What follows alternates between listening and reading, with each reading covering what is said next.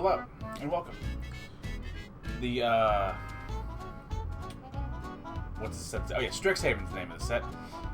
We, got our first spoilers of Strixhaven and the 5 associated enemy color schools for the set. And I figured since we did a sort of, I guess you would call it a set review for Call Time and its potential implications on historic best of 3, as it is before the set comes out, of course, I figured we might as well do the same thing here. So with that out of the way, we got the first 5 spoilers for the set, which are, you can see on screen now. We have also appeared to go back to the, or these cards go back to the old, I believe they were the Tarkir command cycles and stuff. Or even, I suppose, even older, were the, like, say, guild charms on Replica. These are always usually okay and will usually see play, simply because of the amount of modes that you can get, or the amount of modes available to you means you can usually get it to fit in most decks. They aren't often like absolute all-stars, but they're very rarely bad. So, with that preamble out of the way, I guess we'll just go through the commands and the other little spoilers relevant to the to this particular dump. Now, the first one is Lorehold command. Again, Lorehold is the red-white school here.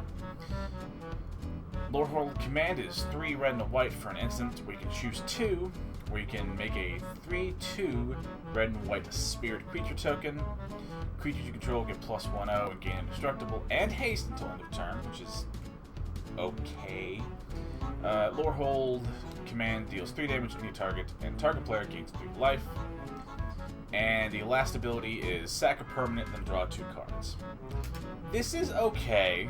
It's fine. I imagine in the most... We'll be judging these as like on a broad spectrum. I'm sure there are particular niche decks in which you can make use of all of the individual ones. But we're going to be looking at these cards as... with any sort of like... or its broadest range of applications. Again, pardon this, I didn't really plan this out. For Lorehold command, the make a creature is fine for 5 mana. It's very overcosted, but that's what you get when you choose 2.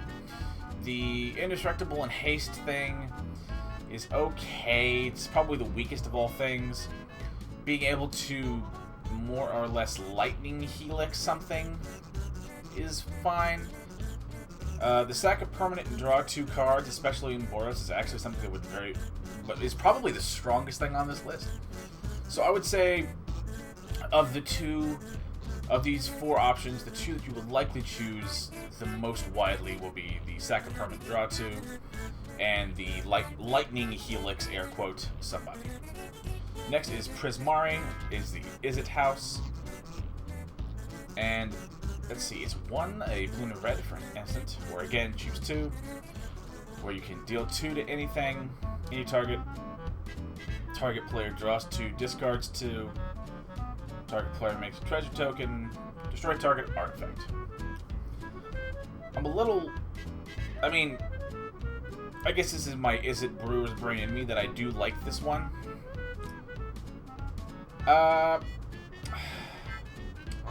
Destroy target artifact is probably very rarely going to be used, but it's a nice little backup case. It's probably the weakest one. Third most powerful is probably creating a treasure token. The ramp is nice. You might be able to make more use out of the fact that it's an artifact than it is treasure, but who knows. And probably the top 2 options here that are the most widely applicable are the 2 damage to any target and I guess we'll call loot for 2, for lack of a better term, or faithless looting, basically. Might still be a little weird, but I think, yeah, deal 2 and loot 2 are probably the most applicable. Next is Kwandrix, which is the Simic house for Strixhaven. This is 1, a green and a blue for an instant, of course, and choosing 2. Let's see, option 1. Return target creature or planeswalker to its owner's hand. That can be yours. Counter target artifact or enchantment spell. Alright, that's not bad. And then put 2 +1/+1 counters on target creature. It's an okay combat trick, I guess. And then target player shuffles up to 3 target cards from their graveyard into their library. Whew. This one is so weird. I mean, it's so weird. At least the Lorehold command does things. It gives access to the Boros color identity that it gives access to that color identity, things it doesn't super have. But Kwandrix's command is weird because you kind of already have similar cards. It's not bad. As far as the 2 you probably use the most, if you're running it main deck, it's probably return a creature or a walker and then put 2 1/1 counters. Being able to like use it as a really good combat trick is nice. However, I suppose if artifacts or enchantments become really, really popular, it might be nice to have it as a counterspell. And the ability to shuffle 3 target cards, while useful, I think that's the weakest effect, but even then you can still find uses for it. So yeah, number 1 and number 2 are bounce a creature or walker and then 2 +1/+1 counters. Third is countering an artifact or enchantment. And the weakest is shuffling 3 cards from a yard into their owner's library. This is a weird one that I don't know how to feel about. But anywho, on to Silverquill Command. Silverquill Command is 2 a white and a black, which is the Orzhov School on Strixhaven. It's a sorcery, and choose 2, where target creature gets +3/+3, gains flying until end of turn. Return target creature card with mana value 2 or less from the graveyard to the battlefield. Note, again, this has also been covered by like Mitch on the Command Zone, so I first saw this. They've changed the wording of mana value to 1 because it's a little easier to understand, and I believe also it kind of avoids that weird, like how in older formats you used to be able to cascade into a Valky and play the 7-mana Tibble. I believe this is how this card will deal with that effect, as a way to like not be a weird sort of cascade card again without being cascade. The third effect is target player draws a card, loses a life, and target opponent sacks a creature. I think the number 1 and 2 spots, which are interchangeable for most of these, are return target creature card with mana value 2 or less from the yard to the battlefield, and probably target player draws a card and loses a life. This could pretty much easily fit into a deck that runs Lurrus already, especially if you want to do something particularly Orzhov. The drawing a card and losing a life is nice either as more gas for yourself, or what's it called? Or as a way to not only draw a card, as a way to draw cards for yourself, and if you need to squeeze in 1 damage, you can. However, I'm making an opponent sack a creature. It's not bad, so that's probably number 3. I don't see the 3/3 and gaining flying being super relevant at all. I mean, it's not bad, I guess. So yeah, 1 and 2 is returning a 2-cost thing, 2-cost creature. Number 2 is make someone draw a card and ping for 1. Third effect is make an opponent sack a creature. And 4th is the buff and flying. And the last one of the commands is the Witherbloom command. Witherbloom being the Golgari school on Ravnica. The Golgari school on Strixhaven. That's why you gotta be careful about using other planes terms. Now, Wither Blue Command is a black and a green for sorcery. We can choose 2. Target player mills 3 cards, and then you, or in this case the controller, can return a land card from your graveyard to your hand. I mean, you can make an opponent mill. Worst case scenario, you can have another Glowstone Shaman, or whatever, or Glow Spore Shaman, whatever that card is. Destroy target non-creature, non-land permanent with CMC 2 or less. That is... Ooh, that's not really like... I mean, it's not bad. Target opponent... Sorry, target creature gets -3/-1 until the end of the turn. And then the last one is target opponent loses 2 life and you gain 2 life. This is probably the weirdest one. What the hell? I imagine, again, in the most widely applicable range, the extort air quote for 2 is probably the most important thing.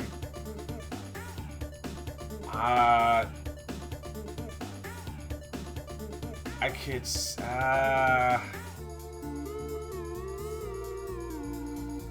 what would be number 2? The target creature getting -3/-1 is a very, very weird debuff. Oh God. I imagine, though, that it's probably the number 2 in power. Number 3 is, I actually think the target player mills 3 and then you return a land card. It can help you fix for mana if you happen to screw it. And if you know your opponent has some good stuff on the top, you can mess with it. Or you can mill yourself if you want to try and get some Sultai Dreadful Dredge thing to work, like I try to often and fail. I think the destroying non-creature, non-land with mana cost 2 or less is so narrow it will almost never be applicable. I'd rather just run Assassin's Trophy if I'm looking to get this effect. So, yeah. That's my feeling on that. Let's see. And the Mystical Archives are cards that will be legal in the draft set. Or will be legal in draft, but outside of draft, it will not affect... How do I word this? It will not affect their format legality. For example, Opt is legal in Historic. So, this Mystical Archive version of Opt will be legal in Historic. Swords to Plowshares and Demonic Tutor are not legal in Historic. So these will just be cool things that can go in your Commander deck or your Modern deck. Because I don't think Swords is in Pioneer. I don't know enough about Pioneer, so yeah. Like, these can go on, say, a Modern deck or a Commander deck, or, you know, any format older than Modern, basically. But they cannot be in Historic in our case here. So that's how that works. Again, if I remember this correctly, I shall put a link in the description, not only to the initial article spoiling this from the actual Wizards of the Coast, as well as the Goldfish spoiler page that I am using these for, and will probably use future cards, or future spoilers for, or read future spoilers from, pardon, so they can get their clicks and their love, and everything should be kosher. And we also have these fucking gorgeous Japanese Mystical Archives. These cards are so fucking pretty. I'm also fucking Shut-in Shogun, man. I'm a total weeb, basically. And I would like to... This might be a little spoiler for a new little series that I'm going to start to try and get to happening in the works. I want to start trying to combine my, like, love of Japanese culture and the fact that I, like, really, really love and enjoy Magic. I would like to learn Japanese, if nothing else, for my own personal growth. But hey, maybe some travel plans or what have you in the future. So I'm thinking I've been wanting to, like, start trying to learn little bits of it from Magic cards as a way to kind of bridge two hobbies that I love. So that might be a future little once every couple weeks kind of series thing. But as for the actual, again, for reference, this is Opt, this is Swords to Plowshares, as evidenced by a fucking samurai with a plow. And this is Demonic Tutor. All these cards are fucking gorgeous. But yeah, that's, if it's one of those, and that's basically all there is for the spoilers now. I imagine it might take a little longer, but with any luck, I'll be able to do these on a more frequent timeline. For call time, I did this kind of, I did them in like really big bulks and blocks, which I can do, but boy oh boy does that kill my throat. But anywho, that's what I'm thinking of all of the cards, in particular the commands. I'm kind of looking forward to Strixhaven. I think it'll be fun.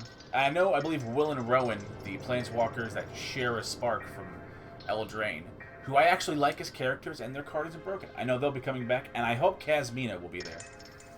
But that's my initial thoughts for the command cycle. Thank you all for watching, and I shall see you soon. Bye-bye, and bye-bye, I suppose.